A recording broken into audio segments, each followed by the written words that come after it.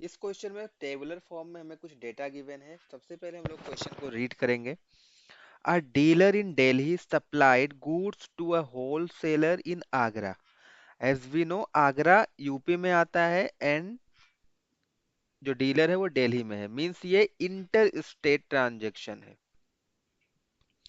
ये बहुत ही इंपॉर्टेंट है। दिल्ली से आगरा में ट्रांजेक्शन हो रहा है, मींस ये इंटर स्टेट ट्रांजैक्शन है। कौन सा ट्रांजैक्शन है? इंटर स्टेट ट्रांजैक्शन है। इट मींस यहाँ पर क्या होगा, हमारा जो आईजीएसटी है ये एप्लीकेबल होगा, जो सीजीएसटी है वो जीरो होगा, और जो हमारा एसजीएसटी है वो भी जीरो होगा। जैसे ही हमें पता चला ये इंटर स्टेट ट्रांजैक्शन है तो हमने इतने डिटेल्स को राइट कर लिया। Find the total amount of bill. Bill का हमें टोटल अमाउंट क्या होता है? Selling price plus GST, right. तो यहाँ पर सेलिंग प्राइस प्लस आईजीएसटी हो जाएगा। जो बिल में टोटल अमाउंट जाएगा वो हमें बताना है। तो यहाँ पर देखो, टेबल को हम लोग थोड़ा सा अंडरस्टैंड करते हैं, समझते हैं। कॉस्ट इन दिल्ली, दिल्ली में किसी आर्टिकल का कॉस्ट कितना है? 2100 है। उस पर 12% का जीएसटी एप्लीकेबल है, और इस वाले पर्टिकुलर आर्टिकल पे कोई भी डिस्काउंट नहीं है। ऐसे ही इस पे भी कोई डिस्काउंट नहीं है, और इस पे क्या है? 25% का डिस्काउंट है, राइट। तो फर्स्ट के दो आर्टिकल पे डिस्काउंट नहीं है, लेकिन लास्ट के 3 आइटम्स पे डिस्काउंट है। अगर डिस्काउंट गिवन है, हमें पता है कि जो हमारा जीएसटी एप्लीकेबल होता है, चाहे वो आईजीएसटी हो, सीजीएसटी हो, एसजीएसटी हो, वो किस पे एप्लीकेबल होता है? वो एमआरपी पे एप्लीकेबल नहीं होता है। अगर उसमें डिस्काउंट गिवन है तो वो डिस्काउंटेड वैल्यू पर एप्लीकेबल होता है। करेक्ट, डिस्काउंटेड वैल्यू पर अप्लीकेबल होता है। मींस जितने भी परसेंट का डिस्काउंट आपको गिवन है, पहले उस डिस्काउंट का अमाउंट आपको फाइंड आउट करना पड़ेगा, उसको एमआरपी से माइनस करना पड़ेगा, फिर जो अमाउंट आएगा आप उस पर ही जीएसटी लगा सकते हो, राइट। इट मीन सबसे पहले हमें डिस्काउंटेड वैल्यू कैलकुलेट करनी होगी, जिस वैल्यू पे हम लोग सेल करेंगे, मीन सेलिंग प्राइस। उसी टेबल को मैंने एज इट इज दूसरी तरह, राइट, वो हॉरिजॉन्टल में गिवन था, मैंने इसको वर्टिकली छाप दिया। अभी देखो, हमें पता है डिस्काउंट परसेंटेज गिवन है। इट मींस मुझे क्या फाइंड आउट करना है? Discounted value. डिस्काउंटेड वैल्यू को मैं कैलकुलेट करूंगा। डिस्काउंटेड वैल्यू, जो वैल्यू आएगी हम इसी पर जीएसटी लगा सकते हैं, राइट।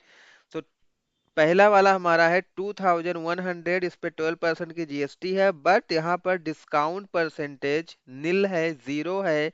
तो इसका सेलिंग प्राइस भी क्या आ जाएगा? इसका डिस्काउंटेड वैल्यू भी क्या आ जाएगा? 2100 रुपीज। करेक्ट, ये भी जो भी आएगा वो रुपीज में होगा। फिर देखो, सेकंड वाले आइटम पर भी डिस्काउंट परसेंटेज जीरो गिवन है, नहीं गिवन है, तो यहाँ पर भी as it is same value आ जाएगी। इसी पर हमें जीएसटी अप्लाई करना होगा। यहाँ पर देखो, कॉस्ट इन दिल्ली 2200 है, और यहाँ पर डिस्काउंट परसेंटेज 25% का डिस्काउंट गिवन है। तो डिस्काउंटेड वैल्यू आइदर आप कैसे फाइंड आउट कर सकते हो, मैं दोनों तरह से बता देता हूँ कैसे कैसे हम लोग फाइंड आउट कर सकते हैं। तो यहाँ पर देखो, एक तो हमारा हो जाएगा 2200 माइनस 25% ऑफ 2200, राइट। 25% ऑफ 2200, एक तो आप इस तरह से कैलकुलेट कर सकते हो। और जो दूसरा है, जो मीन्स इजी भी लगता है, वो हम क्या कर सकते हैं? 25% का हमें डिस्काउंट गिवन है, तो इसको 100 से माइनस करो, कितना आएगा? 75%। तो 75% ऑफ एमआरपी 2200। आप इसको कैलकुलेट करोगे तब भी सेम आएगा, इसको कैलकुलेट करोगे तब भी सेम आएगा, राइट। दोनों से मैं कैलकुलेट करके दिखा दूं। ओके, ये हो जाएगा 2200 माइनस, ये देखो 20 20 ये कैंसिल आउट हो जाएगा। और 25 को अगर आप 22 से मल्टीप्लाई करोगे,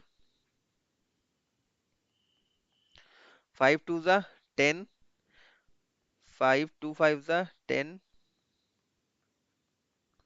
550,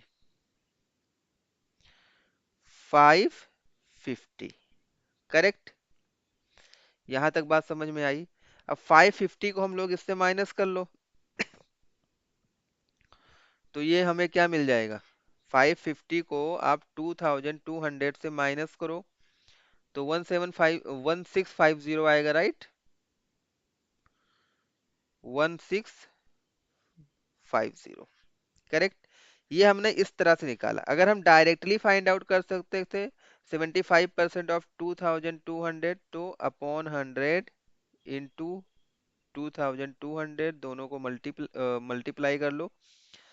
75 इंटू 22, 2 5 ज़ा 10, कैरी 1, ये आ जाएगा 15, 2 5 ज़ा 10, कैरी 1, ये हो जाएगा 15, 5 5 6 1, राइट? 1650। तो दोनों केस में आपको सेम ही अमाउंट मिलेगा। हम क्या कर रहे हैं, इस वाले मेथड को यूज करेंगे। इजी है फाइंड आउट करना, करेक्ट। चलो ये हम डिलीट कर लेते हैं। मैंने आपको दोनों तरह से बता दिया, जो भी आपको इजी लग रहा है आप उसको यूज कर सकते हो। सो हम क्या करेंगे, यहाँ पर देखो 25% का डिस्काउंट है, इट मीन्स 25 को 100 से माइनस करो, कितना आएगा? 100 minus 25 will give you 75% of 2200। तो हम क्या करेंगे, 2020 कैंसिल आउट, बचेगा क्या? 1650, अभी हमने मल्टीप्लाई करके देखा था, 1650 रुपीज, करेक्ट। चलो अभी देखो नेक्स्ट, 2850 का 30% इस पे डिस्काउंट है। 30% डिस्काउंट है, इस परसेंटेज डिस्काउंट को 100 से माइनस करेंगे तो 70% आएगा। तो 70% of cost price, right? 70 upon 100 into 2850, ये जीरो गया, ये जीरो गया, 285 को हम 7 से मल्टीप्लाई कर लो, 7 5 ज़ा 35, कैरी 3, 7 8 ज़ा 56 प्लस 3 59, कैरी 5, 7 2 ज़ा 14 और 4 5 19, 1995, करेक्ट। यहाँ पर देखो लास्ट वाला, यहाँ पर 40% का डिस्काउंट है, मीन्स हमें क्या फाइंड आउट करना पड़ेगा? 60% ऑफ 3450। ये जीरो, ये जीरो गायब हो गया। 6 का मल्टीप्लाई इसमें करो, 6 5 ज़ा 30, कैरी 3, 6 4 ज़ा 24 प्लस 3 27, कैरी 2, 6 3 ज़ा 18 एंड 2 2070, ये आ गया। हमें क्या करना है अभी, अमाउंट, पूरा ये अमाउंट कैलकुलेट कर लेते हैं। तो टोटल अमाउंट हम लोग कैलकुलेट कर सकते हैं, अमाउंट कितना आएगा। तो let's see here, amount,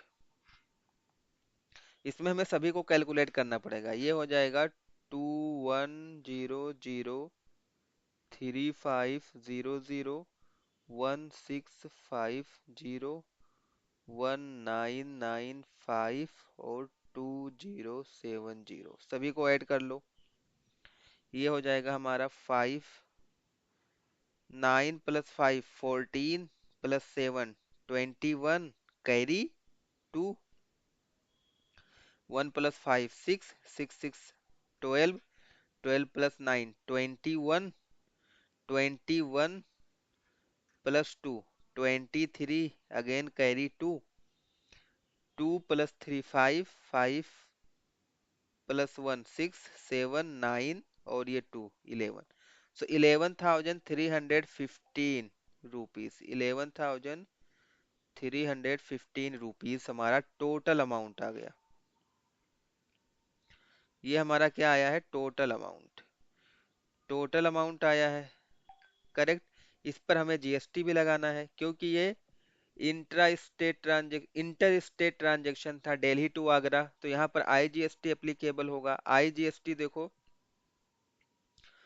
IGST हम लोग अप्लाई कर सकते हैं क्योंकि यहाँ पर सेम ही है, कितना है 12% का है, तो एक बार में ही हम लोग अप्लाई कर लेते हैं। यहाँ पर देखो आईजीएसटी लगने वाला है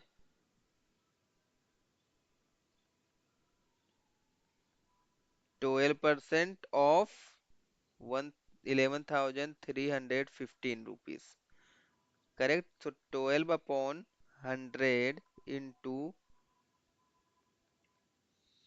मल्टीप्लाई करो 11,315 को 12 से मल्टीप्लाई करेंगे, क्या आ जाएगा, 2 5 जा 10, 2 1 जा 2, 1 3, 2 3 जा 6, 2 1 जा 2, 2 1 जा 2, 1 5 जा 1 1 जा 1 3 जा 1 1 जा 0 8 6 और 1 7 5 3 1, और नीचे 100 है तो यहाँ पर आ जाएगा डेसिमल, तो 1357.80, इतने रुपए आएंगे हमारे जी आईजीएसटी। ये हमारा आईजीएसटी हो गया। तो अमाउंट जो हमें बिल करना है उसमें क्या करना पड़ेगा, हमें इसको ऐड करना पड़ेगा। हमें इसको क्या करना पड़ेगा, ऐड करना पड़ेगा। तो टोटल अमाउंट ऑफ बिल क्या हो जाएगा,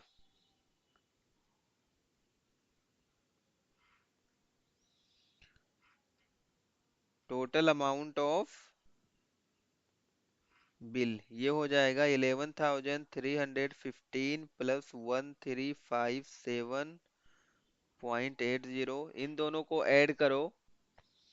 सो ये 0.80 तो इधर ही रह जाएगा, ये हमारा आ जाएगा 5 + 7 12, कैरी 1, 1 + 5 6 और 1 7, 3 3 6 1 1 2, और ये आ जाएगा 1, तो 12,672 रुपीज 80 पैसे ये हमारा टोटल अमाउंट ऑफ बिल होगा, जिसमें सेलिंग प्राइस और जीएसटी दोनों हमारे इंक्लूडेड है। तो ये हमारा आंसर हो जाएगा इस क्वेश्चन का। I hope you like the solution. Thanks for watching.